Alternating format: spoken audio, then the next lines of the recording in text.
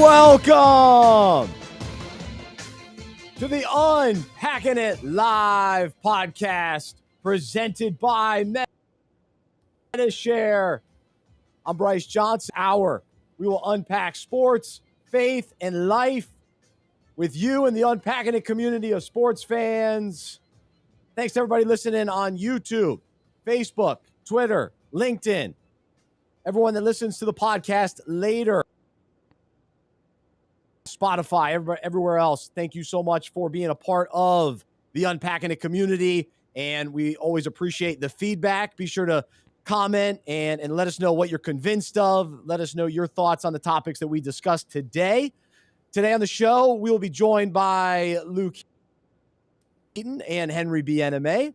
We want to thank Jay for all of his help on the show as well. Thanks to Chris, our producer, who cleaned some things up post-production. But for those of you that listen live, you get the live raw show. And so we always have a lot of fun each Monday at 2-ish. We're a little late today, but glad to be with you. I'm coming back at the beach, so we'll talk about that. One big takeaway, and I think it'll be more of a confession that I have to share with you today, and we'll get Luke's thoughts on that as well. But today will be heavy on the NBA Finals because tonight is Game 5.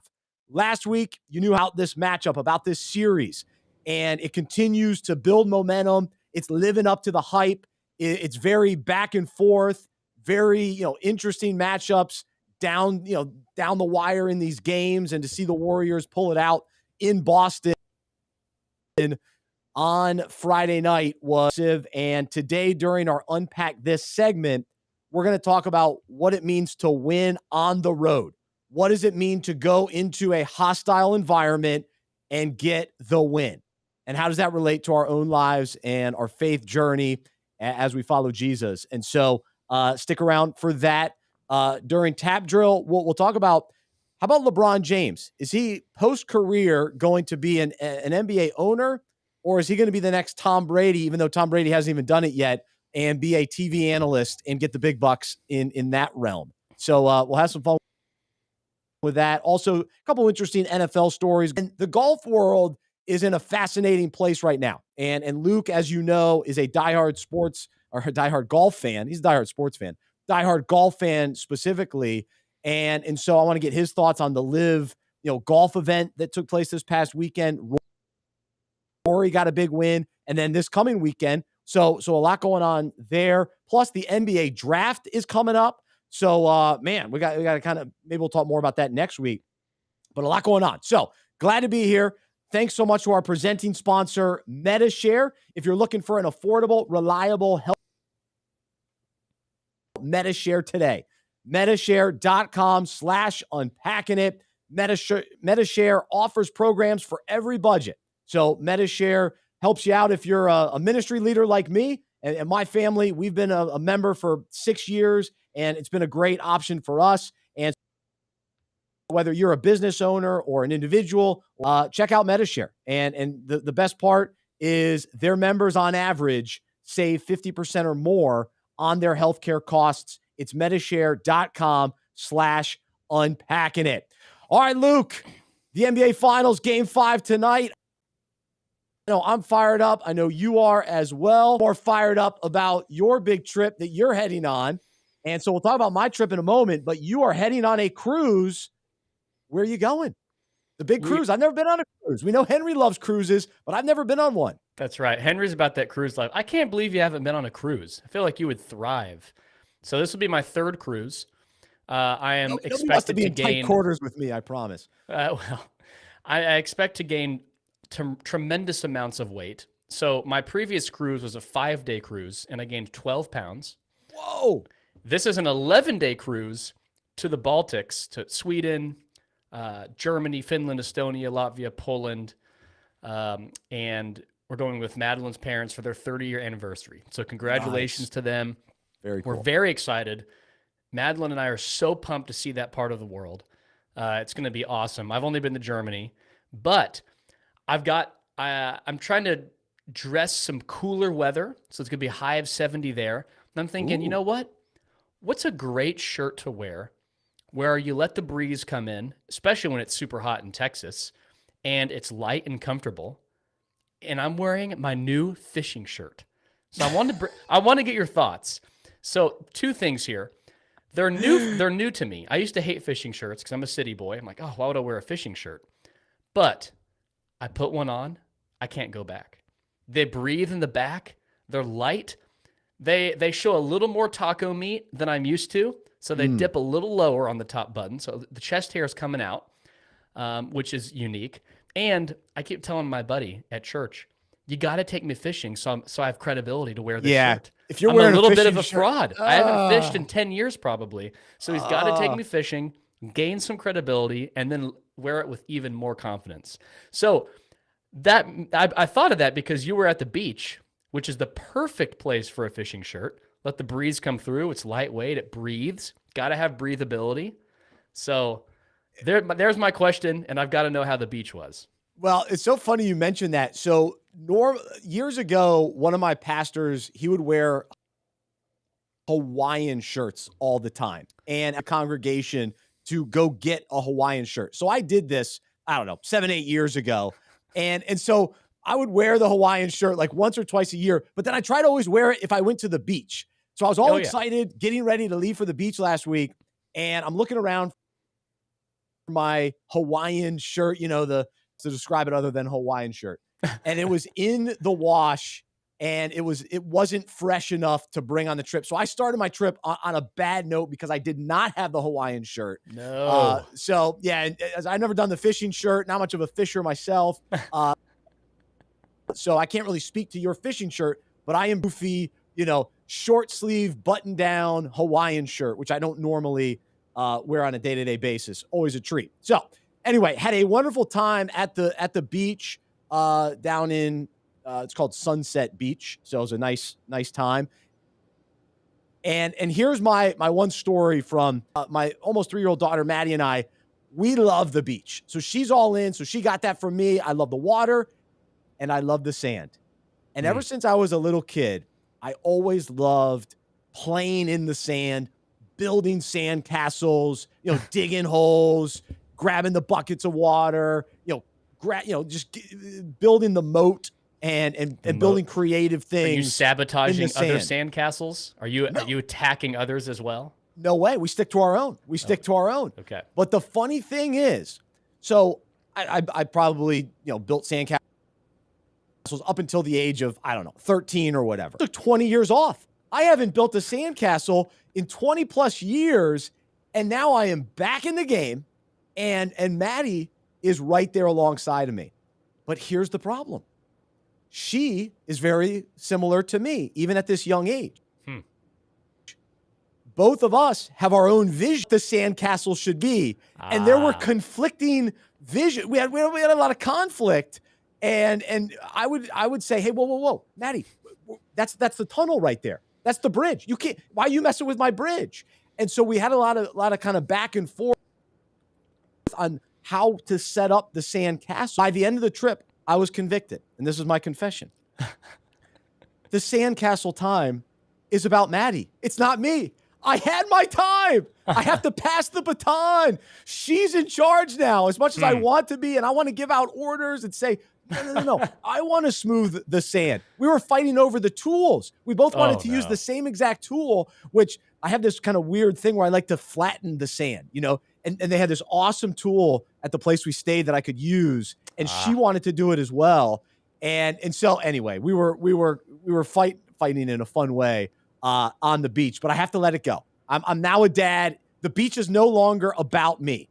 And I continue to learn this. I've probably mentioned it on the show before, but it's one thing after another. If you want to carry that torch, that you can never outgrow sandcastles, you have my full support.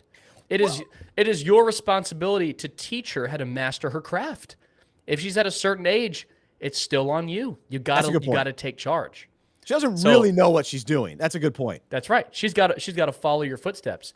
Now, I'm glad you confessed that. Henry has a great question that he chatted us. What's the proper attire for a grown man at the beach? I need to know what you wore. I already told fishing shirt, especially for me of the fair skin variety, long sleeve. So I got a long sleeve fishing shirt. Or On Oh, the beach?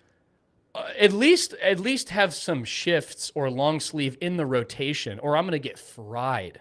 I'm gonna get Okay. fried. All So I right. got to have some type of long sleeve variety, bucket hat. I will absolutely, even if I had darker complexion and sunburns weren't, I wasn't trying to prevent heavily against sunburns, you got to avoid the tank top at all costs. That's what Henry asked. Can you wear a tank top as a grown man? Related to this, we've talked about grown men wearing jerseys, which I am for. You are against. Mhm. But I am very against grown men wearing the sleeveless basketball jersey with no undershirt. You got to go undershirt. You can't just go jersey. The male shoulder should never be shown. Mm. The male shoulder should always be covered. It is not a good look to rock tank top. So I need your thoughts on this. Unfortunately, I can see you as being a tank top guy. Definitely not. I'm not a tank top guy. I am a embrace the dad bod. I'm there for everybody. Shirtless. Yeah, I'm shirtless. Oh, yeah. And as soon as I get down there, it's off. And then I may put yeah, it's there. I'm there. I'm there for the water. I'm there in the sand. You know, Maddie's dumping sand on me. But we spend a lot of time in the water. So Yeah. that's what I'm doing. So I'm not wearing, I can't be wearing any gear in the water. I got a few rides body surfing. So I got a little bit of juice flowing for that. But I can't be distracted in. So there you go. So I was gonna make a joke about my Speedo, but I didn't wear the Speedo this time. So Hey, I'm a proud owner of a Speedo. It does not get busted out very often, but the times in which it has, it always delivers. It's always a hit. So I'm a former swimmer, so that's just part of the deal. So anyway, so there you go. There's our beach shenanigans. Hopefully everybody's having fun at the beach this summer. A couple trips here and there for everybody. Usually is the case, especially in this part of the country where we're so close. So it's easy and accessible. So a lot of fun. All right, so let's talk NBA Finals though, and we'll begin with I'm convinced, and I'm curious to hear how all of our listeners are feeling about this series. It's 2-2, so it can go either way. So do you feel more clear? Do you feel more confident in the Celtics? Of course, the Celtics won the pivotal game 1 and game 3. And so I always want to win the odd games, right? You always want to win 1, 3, 5, and then ultimately 7, of course. So if this goes to 7, who does that benefit? Will we continue to kind of go back and forth in this series? But I really want to focus this segment on Steph Curry. And of course, we've talked about him a lot on the show over the years. I've been a fan of his since his time at Davidson. Still one of my favorite runs in all of college basketball history. And so the rise of Steph Curry is fascinating. But here we go. Here's what Luke and I are convinced of today. And we take a look at this a little bit differently. But I'm convinced that the first 3 championships for the Warriors limited our understand greatness. And this year's finals is actually revealing his true greatness and reminding us of his remarkable story and rise to this unbelievable all-time level. And then in the context of his entire career, his legacy and where he'll go down in history and all of that, this is adding to, it's cementing, and really we're just getting going because we're only 4 games in. We might have a couple more epic performances, but what he did in game 4, where the Celtics, they were outplaying the Warriors in a lot of ways. They had the home crowd, yet Steph Curry, when they needed the bucket, when they needed to stop the momentum, when they needed to kind of get some, just rally the troops a little bit, he would hit the dagger. He would hit the big 3. There were how many times? At least twice where he should have gotten an and 1 on the 3. Should have been a 4-point play. So he was doing it all. And so when we think about Steph, though, we know that he was willing to take a back seat for Durant. And to me, that adds to his legacy, but it also took away from our understanding. And I think for you, Luke, you look at those other 3 championships, and you think, how much credit does Steph get for those three? Whereas now he's getting the credit. He's clearly the best player on this Warriors team. He's clearly the one that is break for the Warriors, depending on how well he's going to play and will his team to victory. 100%. This, we were talking before the show, this championship would be his first one with no asterisk. That's right. 2015, they beat Cleveland, and Cleveland had no Kevin Love in that whole series, and Kyrie only played game one. So how much credibility do the Warriors get with that series? No Kevin Love, no Kyrie. 2016, you lose to Cleveland, being up 3-1. 2017, 2018. Now, I know this is towing the line of, how you can't be too good, which, I mean, the goal in professional sports, make the best team possible. But Steph doesn't get that much credit in regards to, that Warriors team, man, going back-to-back was crazy. That team was so unfair. Those 2 years, it wasn't even fun watching the NBA because you knew what was going to happen. That Warriors team was so overpowered. And so I don't think Steph gets that much credit for 2017, 2018. 2019, it's a wash because there's injuries. So who knows? I mean, Warriors would have won that series, but it's still KD there as well. This year, you have a healthy Boston, healthy Golden State, and there's an equal match. Like, there's no asterisk. It's both teams earned their way there. Both teams are really good, but it's not, we're just loading up all the best players on one team, and it's an even match. So this finals, there's no asterisk, I think, for the first time in Steph's career. I do need to say one thing. I don't want to sound like I'm being negative Nancy over here on Steph. He deserves unbelievable credit taking a back seat to KD. You don't win back-to-back championships if someone's not willing to surrender usage to take a back seat. KD was the guy. And Steph, the humility and the winning mentality for him to take a back seat, which was necessary, allowed them to win. And I think that doesn't get enough praise because not many players would have done that. Steph he's an all-time great, one of the greatest players of all time. And his ability to still be humble when KD arrived is amazing. So he deserves credit there. But his 3 rings, there's an asterisk on all of them. So this one, in my opinion, is very important. Well, and we knew his greatness because let's not forget, he was a 2-time MVP, unanimous MVP. Yeah, so his greatness is unquestioned. But when we view NBA players, it is about championships. And Steph now, I mean, as he continues to go on, he's 34 and continues to add. I mean, this run is adding to his legacy. Of course, he's now moving into. I think our intern CJ asked, is he a top 10 all-time player? He's absolutely in this mix. And to me, in these finals in particular, is that Steph is doing a lot of other things. And the reason that I've always given so much respect to LeBron is that LeBron can do whatever he wants on the basketball court. Every year, LeBron worked on another element of his game, the post-up. The early in his career, he would drive to the basket a lot more.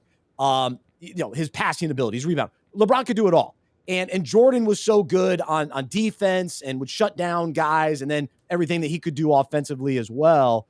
And Jordan's willingness to pass to Steve Kerr, John Paxson. So Steph was always known as the best shooter ever. And we would be amazed by his regular season performances and, the big 3-point shooting nights. And it was captivating. And all along the way, he's been changing the NBA to adapt more on the game. And this whole next generation of players playing more along the lines of Steph Curry, shooting the 3 is awesome. But what Steph is now doing, and if you listen to Steve Kerr talk in press conferences, he continues to talk about all these other things that Steph does better now. Last week, we talked about the Warriors defense. Steph has become a better defender, about how strong Steph Curry is. And you can just look at his muscles now. Look at him in college at Davidson to now. Complete change. And to debunk the myth that if you add muscle, then you can't shoot as well.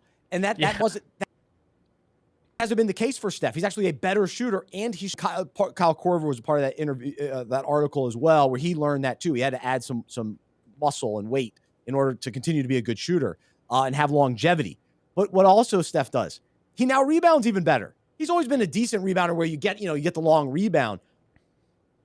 But now he's fighting for rebounds and we know he's been a good passer, but he's becoming a more all-around player and an all-around, impact on the game as a whole, but an impact on each individual game in an even bigger way. Because he can't rely on Clay as much. He can't rely on Draymond as much. You have to rely more on Steph, and you can't definitely rely on Kevin Durant. He's not there.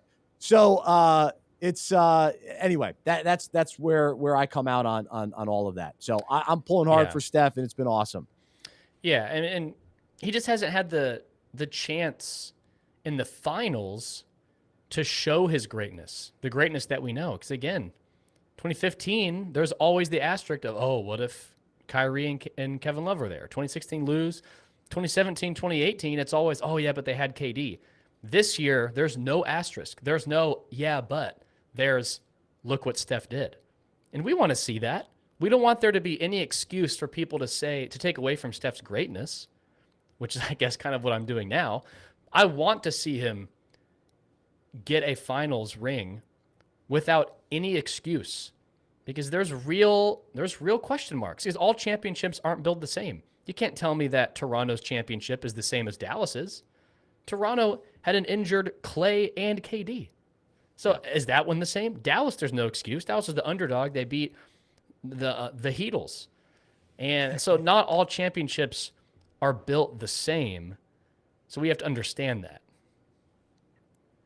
And I think, too, what's this type of defense is remarkable, too. The greatest defense in the NBA with Defensive Player of the Year. Yeah. These shots he's hitting are really hard shots. And like I said, he's been fouled on certain plays. So it's been a lot of fun to watch him get back in greatness. And then too, I'm just reminded of his stories, beginning with Davidson and then early in his career, the injuries, and then just recently to have the injuries, to now bounce back again. It says a lot about him. Watch the rise of his stardom, so many different commercials, and his willingness to always give great interviews. I've seen a couple interviews even this week. I mean, he's willing to communicate the journey and what he really thinks, and all of that is really fun. And then too, this is, you could argue, maybe it's not the best from a sportsman standpoint, but his intensity and interaction even with the crowd in Boston has been fun to watch. It's been a show. Whether people have different feelings on he's an entertainer. He's an entertainer. Yeah. He's been going nuts. He really has. And you can see the passion and how much he cares and how much he wants this and how much he's into it. That's the aspect that I appreciate so much. Yeah. And I like some of the tangible, where you really know what a player's his emotions a little bit. You got to keep him in check. You got to keep him in check for sure. Yeah. But he's into it. All right. So tonight we'll talk about that a little bit later, but I do want to, we'll stick with the NBA finals here as well. And just talking more about the back and forth, first two games in Boston, in San Francisco, the last two games in Boston on the road. And so each week here at Unpacking It, we do a segment called Unpack This, where we take a sports story related to the Bible, related to our own lives.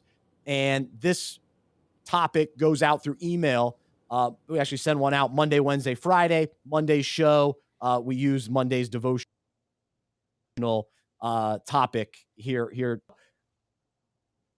It's very difficult to win on the road in the NBA. There are certain teams that do it better than others, in certain series where you throw out home court advantage. But it's always a big deal when you can go into someone else's environment, especially when it's a hostile environment. And so I would say to win in Boston is hard to do. Those are diehard fans. Those are legit sports fans. Those are championship caliber fans. I don't necessarily like those fans, but they're used to championships. They understand what winning is all about. Yep. So it's difficult for, a guy like Steph Curry to rise above the noise, to rise above all the chants. He used the word shenanigans, which is one of my favorite words, the shenanigans of the Boston crowd. Them, of course, getting into it with Draymond Green and having things to say about. But I read this today from the Associated Press. But the moment couldn't have been bigger, and Curry delivered all those years of winning road games at playoff time on enemy hardwood, preparing him for this ultimate moment. Here's the deal. The Warriors have now won a road game in 27 straight playoff series, which is an NBA record. And so this run began 9 years ago, and the Warriors each year have consistently won on the road. And to put it in historical context, to say, all right, wow, they're right at the top, it shows just how good they are on the road. And so here's what happens when you're the away team. You're having to deal with, fans who are intense, loud, sometimes vulgar, passionate. And what you have to do as the away team, chance.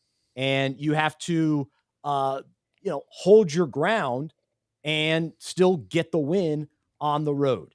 And the Warriors showed that they could find victory being an away team.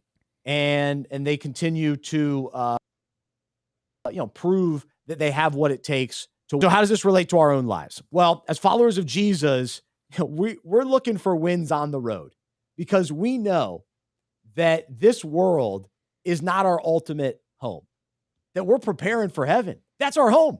So right now, this place is temporary. This earth is temporary.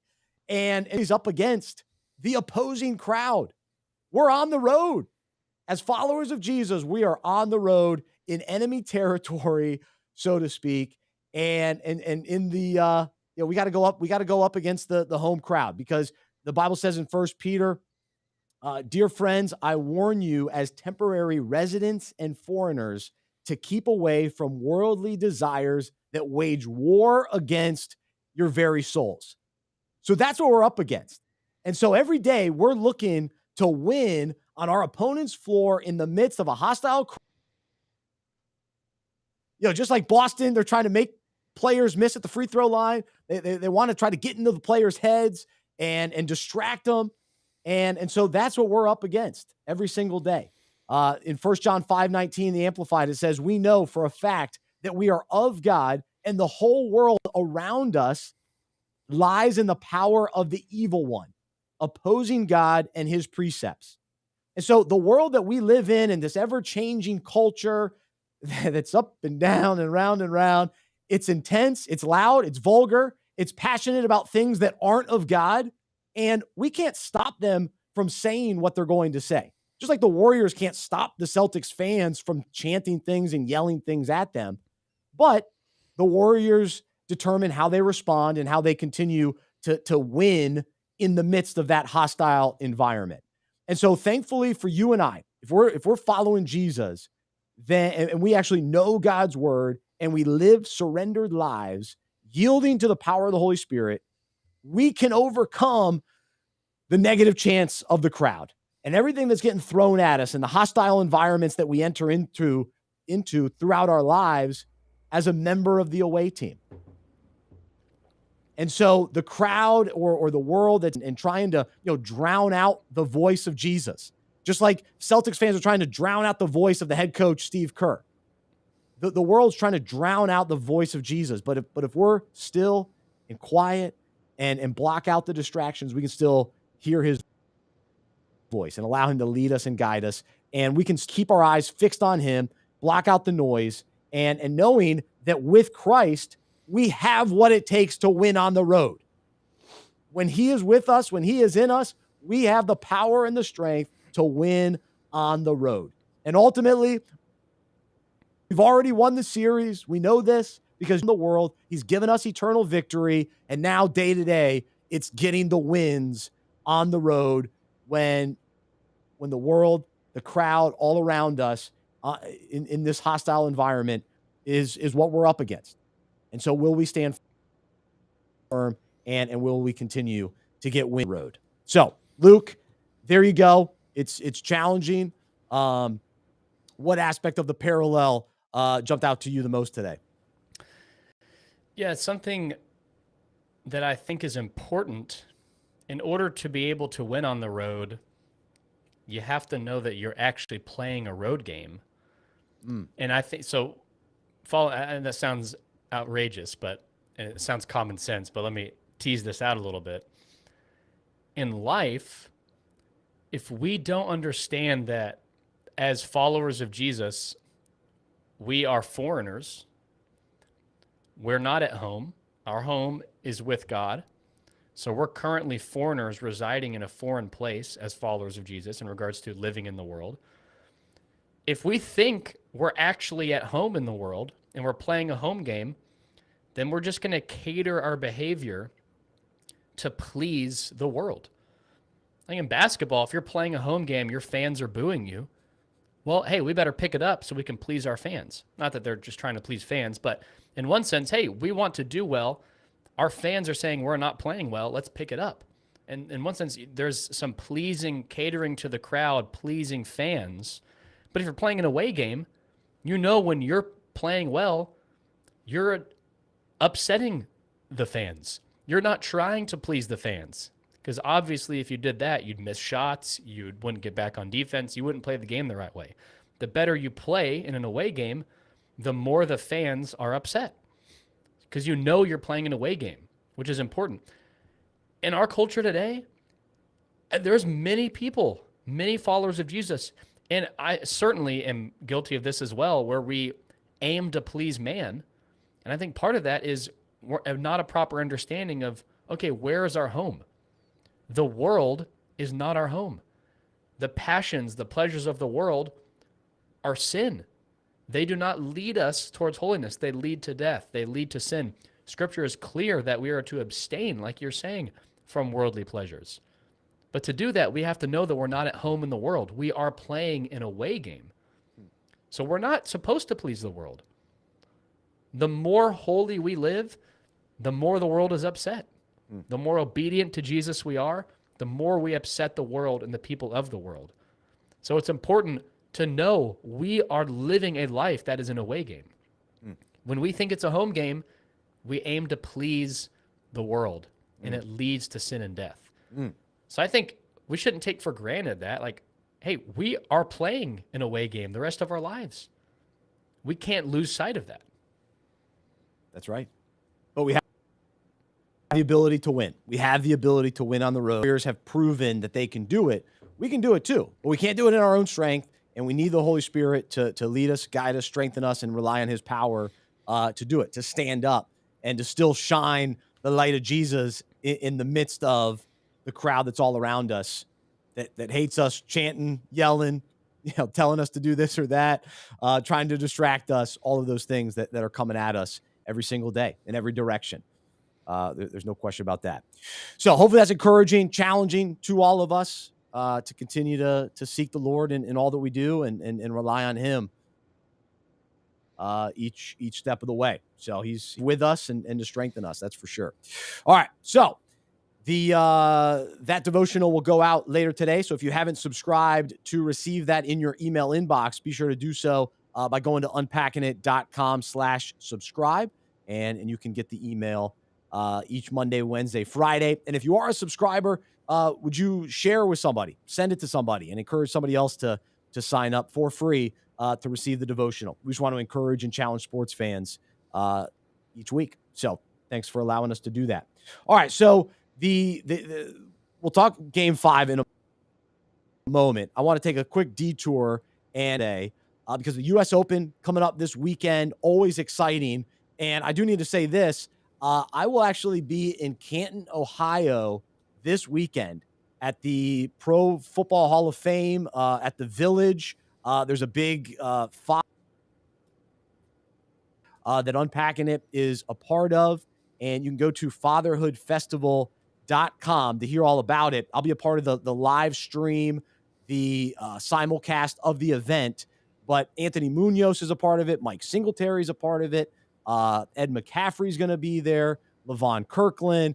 Just a lot of awesome former NFL players. I think some current NFL players as well. So I'll be interviewing some of those guys, and it's going to be a great event for the whole family. So if you happen to be listening or watching and you're in the Ohio area and you can get there, great. If you can't make it but you want to stream, keep an eye out for the link. But it'll be fatherhoodfestival.com this coming weekend. So really excited about that. So I'll be busy with that. So I'll have to keep an eye on the U.S. Open. And Luke, you're going to be on your cruise. So I don't know what kind of access you have to the U.S. Open. But this is sort of, this is the first, big major since we've really seen the golf world where things are very interesting with this Live Golf Tour. And we're not going to get into all the politics of it all and that side of the conversation. I'm really intrigued from a sports fan perspective. Are we writing off all the guys that are now on the Live Golf Tour? Are we loyal to the PGA Tour? Do we care as fans? Like, is that where our loyalty lies? Do we root for individual golfers? And so wherever they're playing, that's where we're watching, and that's where, that we'll root for them.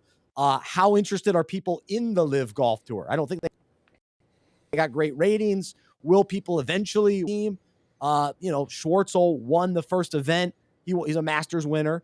So at least a known golfer, I don't know how well known, but a known golfer won it. And then some of these guys will be back for the U.S. Open because they're going to be able to play in the majors. So how will they be? Will they be booed? Will they be welcomed back? I'm fascinated by it all. So where do you come out on it? Yeah, I don't even know where to start. I think let's just talk about some facts. And I think it is a fact that regardless of what you think about Live Golf, it is a great idea in regards to the format of the golf being played. It's exciting. It's a great addition. It's a new way to watch golf. You have an individual competition and a team competition happening simultaneously. It's like college golf. So it's just a new way to watch golf. So whatever the politics, whatever side you come out of that, the idea itself is genius. It is an awesome idea that is just a new, fun way to watch golf because players are drafting other players. No matter how your favorite golfer is doing individually, he might be on a good team. A good team may have players that are doing mediocre individual-wise but still come out on top. So it's just exciting. Team golf always delivers. Everyone loves the Ryder Cup. The President's Cup is great. So adding a team golf competition is incredibly entertaining. I tuned in a little bit for the Live Golf and watched it. And a lot of golf purists, even if they weren't liking Live Golf, the stuff happening behind the scenes, they couldn't help but acknowledge this is so refreshing not having a commercial every 10 seconds. There were like no commercials. It was just golf shot the Masters after is like golf that. shot. Yeah, the Masters, the Masters is in a world of its own. But, so I don't know. The idea itself is awesome. And I think that is clear as day that team golf and individual golf happening simultaneously is a tremendous idea. To me, the way that both of these tours are going to be going on at the same time, I think is really bad for golf because it used to be where Tiger could carry the game. Well, now at this stage of where golf is at, you need everybody. You need all these golfers on the same team, on the same page, drawing everybody to the same tournaments.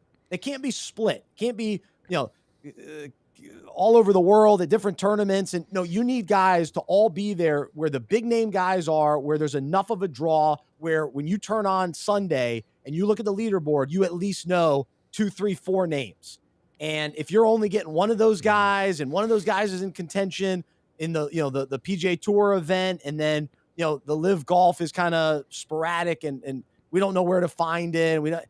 To me, that it just is only taking away from the game of golf and sort of building the post-Tiger product, because that's where we're at. And so That's a good point, because yeah, it's obvious that golf's carried by committee now. And like, no one could ever carry golf like Tiger did. No one carried golf. Obviously, I wasn't alive for this, but based on reading things and just what older golf fans have said, no one carried golf like Tiger did before Tiger. True. Tiger, in a sense, like we talked about the Tiger tax, people should owe a portion of their winnings to Tiger because he, in one sense, single-handedly increased the tournament purses and prize money tenfold. So, if there's multiple breakout tours that are happening simultaneously. So there was one golf league called the Premier Golf League that is the same idea as Live Golf tournament, team and individual, but hasn't grown and become anything. That they were wanting to partner with the PGA Tour and not conflict with each other. And that would have been awesome. But if, to your point, if there's conflicting tours, like we already seen Bryson and Patrick Reed going to Live Golf. They're playing in Portland this weekend. Those are two big names. Big names. So that is an interesting point. It probably true that if you start breaking up the committee that's leading golf, what's going to happen to the fans? Because the diehards are going to watch, but that's not where the money's coming from. What brought money into golf is people who didn't watch golf or didn't care, who have never played in their life, are tuning in to watch Tiger. No one's doing that now. Because you were just at the Colonial. Yep. Colonial. We have an event in Charlotte, the Quail Hollow Wells Fargo event. And so it's very dependent on getting some big name guys to come and play. And it's always, you always celebrate like, oh, Phil's going to be here, or whatever. And so if all of a sudden that pool of guys shrinks for some of the secondary events, because it appears that all the majors will still be solid. It'll still be the best players in the world. Majors will be fine. That's all great. Yeah.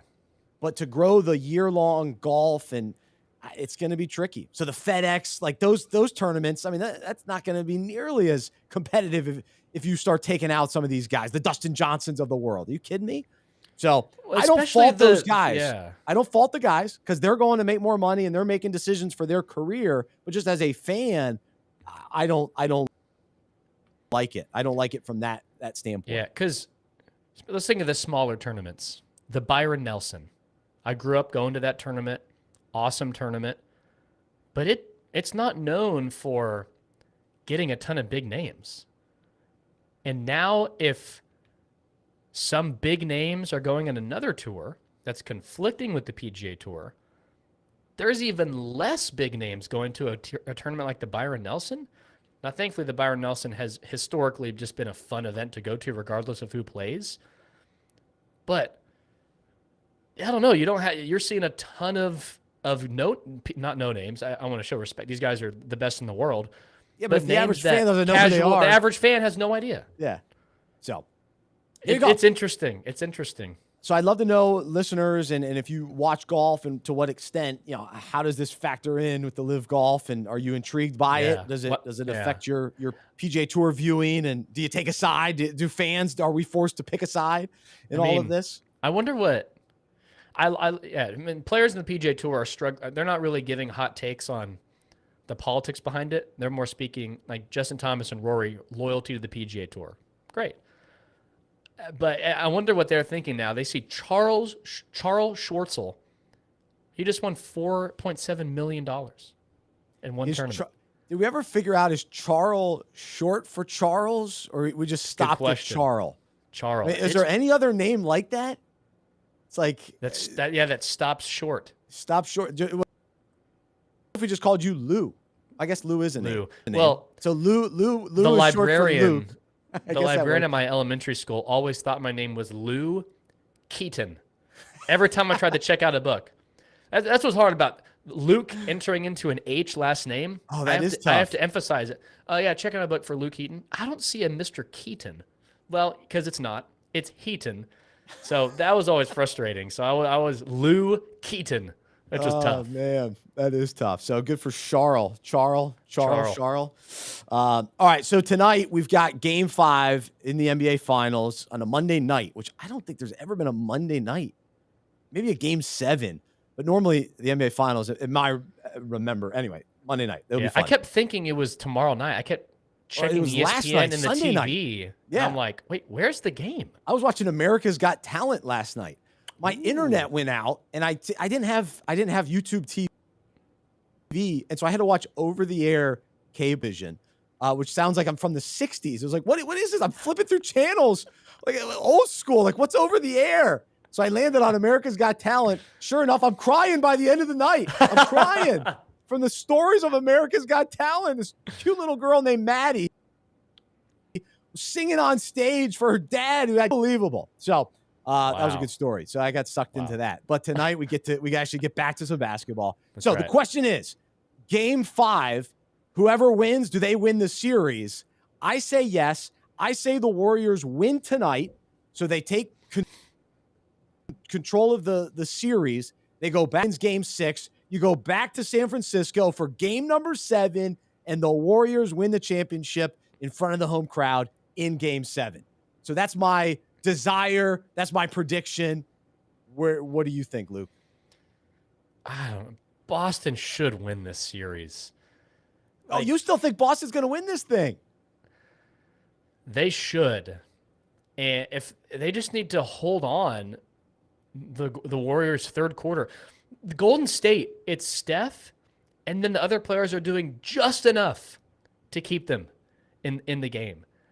And Jason Tatum's been kind of a no-show in the second half, in the fourth quarter.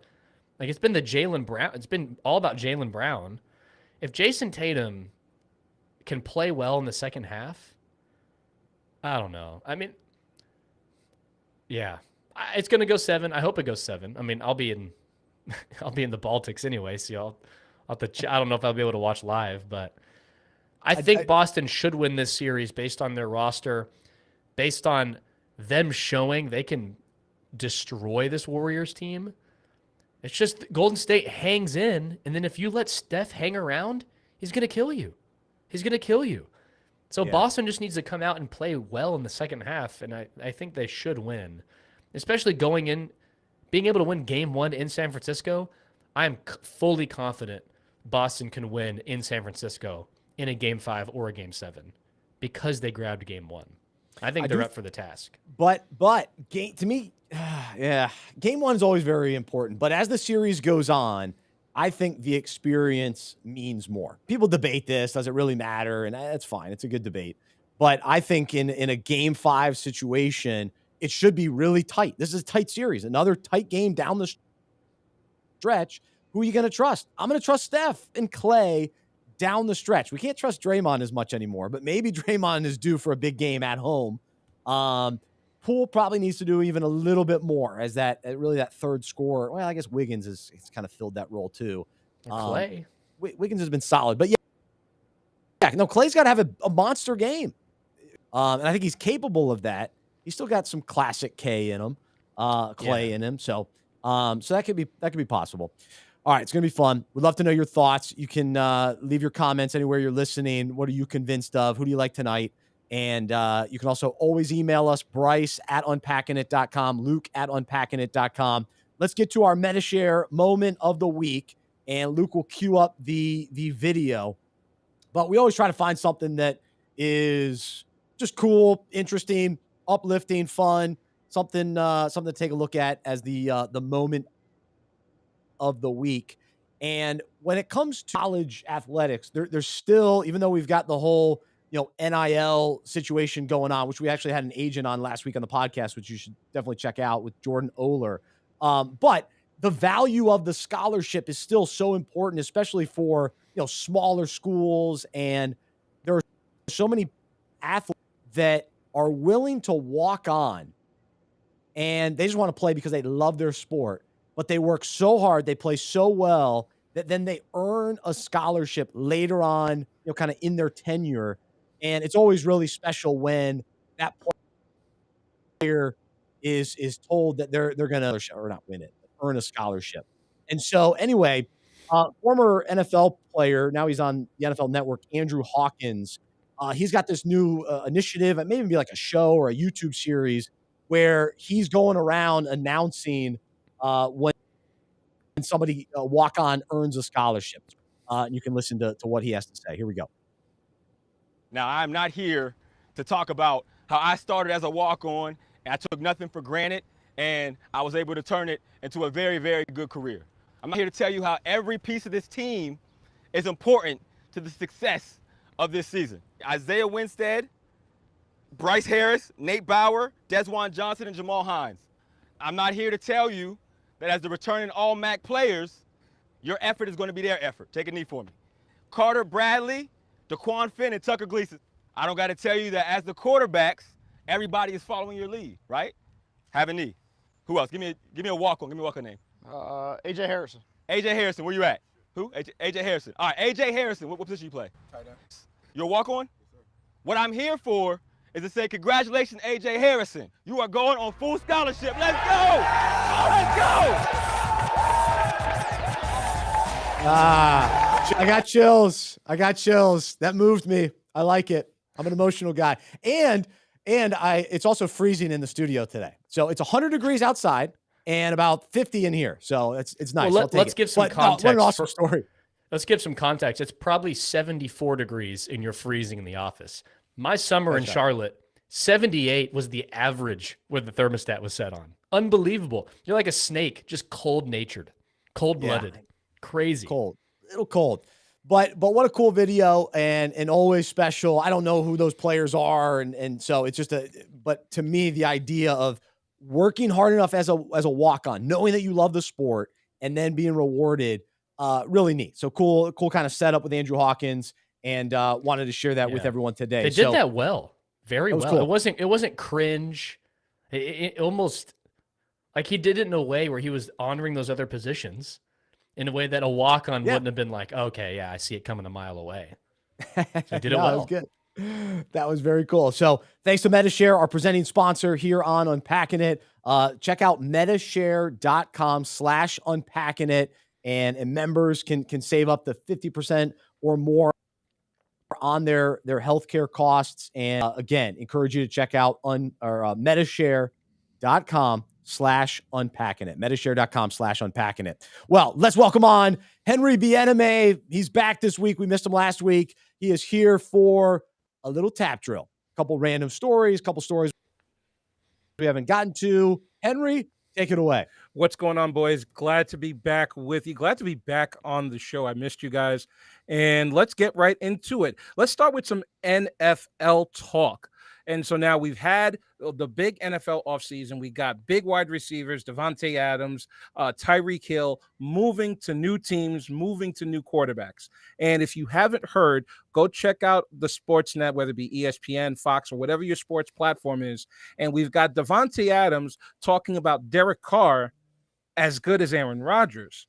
We've got Tyreek Hill saying that he's Tua Tagovailoa is just as accurate as Patrick Mahomes. So, boys, let me ask you this. Are you okay with the wide receiver going to their new relationship by downing the old one, especially when the old one is recognized as the better product?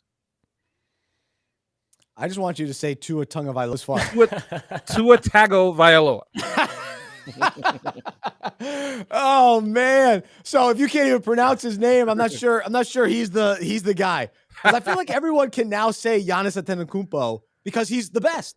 So Tua's got a long ways to go. Like he did some nice things at Alabama. He showed some glimpses last year in Miami. I know he's got a nice weapon in Tyreek Hill. He's got your boy Cedric Wilson on the other side, Luke, coming over from Dallas. Jalen Waddle. And then of course Waddle coming off his impressive rookie season. So Tua's got all the weapons. He's got like 3 running backs in the backfield. They'll be no excuses at all. A new head coach, but I'm not sold on Tua. So I'm not there yet. Of course, Patrick Mahomes has already done. He's won a Super Bowl. So is he accurate? Come on, get out of here, Tyreek Hill.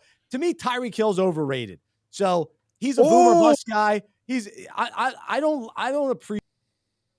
appreciate wide receivers that are.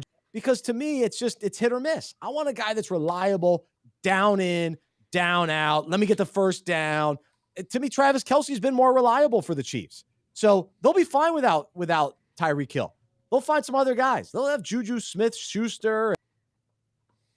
They've got Pringle. Guys will be sliding in there in Kansas City. They'll be all right. They'll be just fine. Yes. I mean, yeah, I think that's true. Give me a Hunter Renfrow.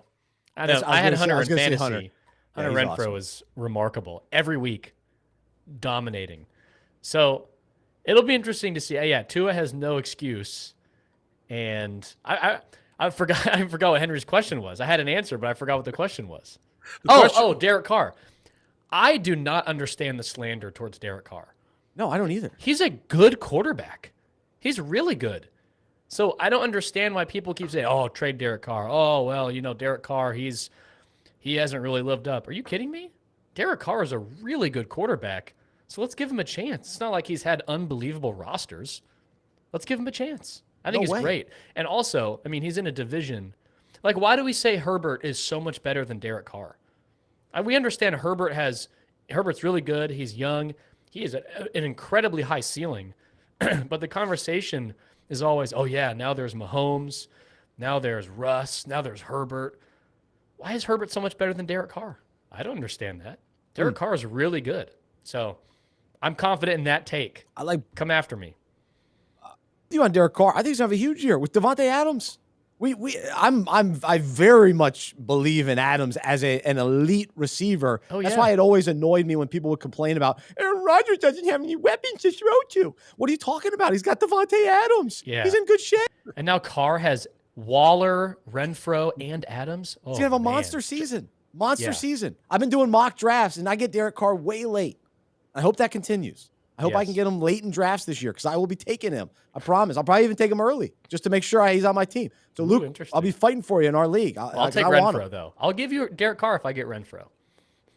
Guys are coming in hot with the takes. I hope we didn't overlook the fact that Bryce Johnson said that Tyreek Hill is overrated. Hey. I hope we got that on tape. It'll I was be like, fun. wait a second. It'll be fun. He's going to disappear this year. People are going to go, oh, yeah, what happened to Tyreek Hill? Oh, yeah, he's lost in Miami. He's lost. Fins. Have fun. Have fun, fair, Tyreek. Have To fun, be Tyreek. fair, Tua is not necessarily a deep ball guy. So if Tyreek's just going to be, if he can't take the lid off defenses because he doesn't have a quarterback that's just a deep bomb guy, Bryce could be onto something. If Bryce is correct, you have every reason to tune in for Fantasy Football Fellowship this year and get all your fantasy tips. Oh, yeah. Bryce is a seasoned veteran, an expert, if I say. There you Forget go. XM Radio. We're going to go with Bryce Johnson as the Come fantasy on. football expert. Let's go. Wow, now you're hyping me up. That's all right. All right, let's go on. Let's go back to the NBA for just a moment. LeBron was just named as Forbes' newest billionaire. That's billionaire with Goodness. a B. And so he has gone on record in saying that he wants to own a team specifically in Las Vegas. And we've also heard rumors about Tom Brady wanting to get involved with the Miami Dolphins, as much as they've been his pain in the butt over the years. So, boys, let me ask you this question. Tom Brady already has a TV role waiting for a 9-figure TV role waiting for him whenever he decides to finish with football. Do we want to see LeBron James as an owner? Do we want to see him as a TV analyst? Or do we want to see him as like a Magic Johnson type guy? He's just out there and we just want to hear his opinions. We don't want him to own anything, but we just want him to be just LeBron. So, for one, LeBron's not as Magic Johnson. He doesn't have the same personality. And LeBron, he ruffles a lot of feathers. He's turned people off to the NBA based on his stances on certain things and the way he's vocalized certain things. So he's not as likable. And I even think Tom Brady has become much more likable now that he's with the Bucks, whereas he wasn't that way in New England. I mean, to me, he was one of the more hateable players. But I still think LeBron would be really interesting on TV and could bring a lot of value. And, Charles Barkley, hopefully he'll do this for a lot longer, but he's not gonna be able to do that forever. There's gonna have to be a new crop of newer NBA players that have retired to take the mantle. Dwayne Wade's not going to be that guy. I don't think he's that interesting on TV. Very average. The ESPN crew is just okay. I love Mike Wilbon on PTI, but You're being too kind. You're being too kind It's to them. pretty marginal. So there's room. And then don't get me started on the Jeff Van Gundy, Mark Jackson duo. Oh, goodness gracious. So thankfully I can't always hear them because I usually watch the game in the morning when I'm taking What care of about little Stan? Michaela. You a Stan Van Gundy guy in the Stan booth? Van Gundy, he's okay. He's all right. He's fine. I'd be intrigued with Jeff and Stan together. But anyone in that role, in some role on TV covering the NBA would be very intriguing. There's no question about it. Because he will say stuff. He understands the game. He's played with a lot of these players.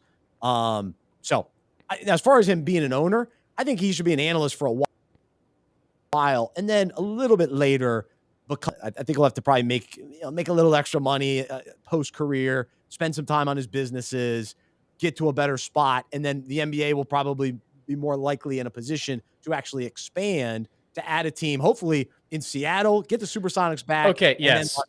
So here's the thing. You cannot have a team in Vegas before you bring a team back to Seattle. You got to bring the Sonics back. And I say you got to bring a team to Kansas City. Now, I know they have the Jayhawks, but Kansas City, that is a great sports town. Their passion for the Chiefs, an NBA team needs to be in Kansas City. I think that's overlooked far too often to be a host of an NBA team. But I don't know. Maybe without a doubt, Seattle has got to have an NBA team before Vegas. Come on. Well, I know, but with the way things are going, this is a topic for another day, and I've got some thoughts on it. Trust me. As far as gambling and all that, but all these are involved with gambling, so they're going to want to be in Vegas. They're going to want to have franchises there. But it doesn't seem right. Seattle had the Sonics to, ripped away from them to go to Oklahoma City. Well, you have to add 2 teams. They would add 2 teams. You can't have an odd number, so they'd have to move to 32 teams. They have 30 NBA teams. Move to 32. True. Yeah. Add there, and if you can get LeBron as an owner, he can't be much worse than my boy Michael Jordan. So, my poor Hornets. It can't be much worse than that. So I also think of this. If you're an owner, don't you want to try to own your hometown team or your favorite team? Like I think of the Panthers owner. Why wouldn't he want to try to have a huge stake with the Steelers? Yeah, I wish they would. Pittsburgh. But Dan Rooney, that family isn't. I know. There's no opportunity. If you're LeBron, but they can have Tepper. Trust me, they can have Tepper. If he wants to buy another team, please. If you're LeBron, don't you want to have a stake? Like I was looking at the owners of the Cavs, Dan Gilbert and Usher. If Usher is listed as one of their owners, LeBron, own the Cavs. What are we doing? Own the Cavs. Yeah, but does he want to live in Cleveland? Or be a part of Cleveland? Doesn't have to live there. Like why? I guess he's got. I mean, I'm sure he has a house somewhere. Yeah, nearby, Dwayne Wade being a part owner of the Jazz, it doesn't seem right. No, I agree. Doesn't seem right at all. The Jazz? No. Shaq with the Kings. I think he sold it now, but he was with the Kings. Yikes. Yeah. And don't forget Alex Rodriguez owning part of the Timberwolves. Oh, so bizarre. Hurts. That's a great point, Henry. That hurts, man. It's so weird. Like if Dirk ever had any ownership in a team outside of Dallas, I would be sick to my stomach. There's obvious teams you should go after ownership for. But yeah, A-Rod and with the Timberwolves, poor guy. Why would he do that to himself? But LeBron played for so many teams, so him not being a part of one. That's fair. That's fair. It'd be all right. All right, boys. One more topic for Tap Drill, and Luke, I want to hear your outside analyst hat on in this question because this is mainly for Bryce. As you all know, this Sunday is Father's Day, and also I'm not too sure if you guys were made aware of it. If the NBA Finals go a full 7 games, Game 7 would be on Father's Day. So, Bryce, does that change your Father's Day plan if the NBA Finals go Game 7? So I know what Bryce's Father's Day plan should be, but I'll let you go first. Well, no. So I'm in an interesting spot. So I will be out of town and being a part of the Fatherhood Festival. So I'll be in Canton, Ohio. So Jody is with the girls for the weekend, which is a challenge in some ways for her. So I'm using my Father's Day break to also work and so it's a little bit interesting. So then when I come home, I'm not sure I get to milk the Father's Day. Hey, I'm home. It's Father's Day. I'm gonna go down to the basement and watch the NBA Finals. And can I have some dinner? I don't think I get to do that. So Of course I would watch a game 7. Yeah. But it'd be a little different. A little different for What me. I was gonna say is, if you are in town, Game 7, it's Father's Day. You go straight to the man cave. You sit in the recliner. You got your 2 young daughters. They're the waitresses for the night. They're bringing you drinks. They're bringing you food. Jody's cooking stuff up, and that's what you would do. They That's a tend to dream you, world. baby. Come on. That's a dream world. That's not real life. That That's is your not real day, life. though. Of any day, that's the day you could do it. The one Now, day, again, huh? I'm not a father, so maybe this is unrealistic hope, and maybe I'm living in dream world. Yeah, you're But yeah. it seems possible. That's, woo, yeah. That sounds nice. It sounds nice. No, it should be fun. It should be fun. I'm so thankful to be a dad and thankful Amen. for my dad. And so we'll have a fun weekend, one way or another. Good. But I'll be at the Fatherhood Festival. So check out fatherhoodfestival.com. And also, I got to think too, last week at the beach, put in my Father's Day time as a father at the beach, showing Maddie how to build a wonderful sandcastle, or her telling me how to build a sandcastle. Oh, it happened both ways. A little bit of both. So it was fun. But Luke, have a wonderful trip. Say hello to my ancestors in Sweden. I'm Swedish. Okay. Did you know that? I am 75% Johnson, very Swedish. Interesting. Yep. Huh. So my grandma's maiden name was Johnson. She's Norwegian, but she said her last name originated because she descends from John's sons. There was a guy named John, and they just said we're John's sons. Their last name became Johnson. But Well, I'll be sure to look tree. for some people of your history. You send me a couple names, I'll do some damage. I'm sure. My Swedish They'll family. probably be all walking around. They're all swim captains. They're all walking around in Speedos. That's how I know they're part of your family. There you Anyone go. walking You'll around know. in Speedos. We'll Oh, be yeah. there. We'll be there representing. So have fun on the cruise. Henry, have a great Father's Day as well. Great job on Tap Drill. That was fun. Thanks to our intern, Chris. I'm Bryce. I'm a sports fan who follows Jesus. I believe in the good news that he died on the cross for my sin. He was resurrected. And through faith, I've been saved by his grace. I hope that is true for you as well. And I hope you'll join me as we live life as sports fans who follow Jesus together. Have your day, a great week. We got some amazing interviews coming up on the Unpacking It podcast. So be sure to subscribe to the podcast if you haven't already, and rate, review, share. Let your sports fans in your life know about Unpacking It. And we greatly appreciate all of the support. Thanks to so many of you who support us financially, those of you that pray for our ministry. We're so grateful and love doing what we do. And so hopefully when you listen and you read, you're encouraged and challenged. And that's what our heart and desire is, to point you to Jesus and to encourage one another. And so today, again, the Unpack This topic was all about living on the road or playing on the road and getting road wins. And so we're up against it in this world. And so we got to stick together as followers of Jesus and continue to be the light. This is a temporary place. And I can't wait for our eternal home, perfect harmony in heaven with Jesus, and celebrating and worshiping and enjoying the everlasting life. But for now, it's a challenge, day in, day out, living life on the road, living in the away arena, so to speak. But we have hope. We have hope for what's to come. And so let's cling to that and continue to point one another to Jesus. So have a great one. Thanks so much for listening. We'll talk to you next time right here on the Unpacking It podcast, presented by Medi-Share.